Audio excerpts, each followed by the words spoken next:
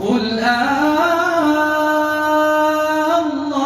أذن لكم أم على الله تفترون وما ظن الذين يفترون على الله الكذب يوم القيامة إن الله لذو فضل على الناس ولكن أكثرهم لا يشكرون وما تكون في شأن وما تتلو منه من قرآن ولا تعملون من عمل إلا كنا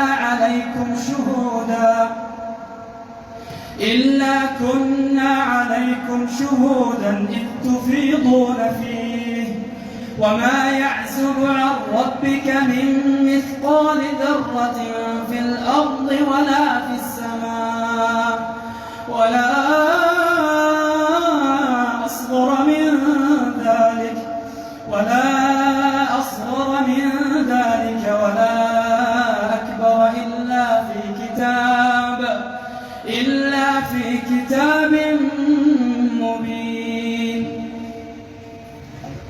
ألا إن أولياء الله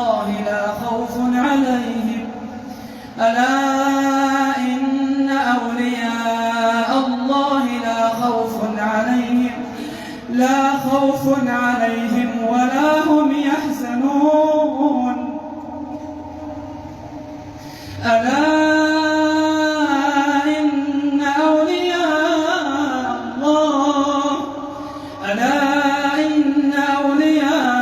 الله لا خوف عليهم ولا هم يحزنون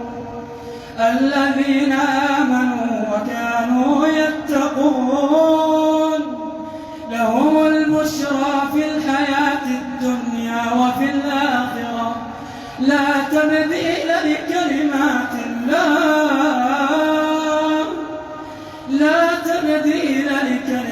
الله ذلك هو الفوز العظيم ولا يحزنك قولهم إن العزة لله جميعا هو السميع العليم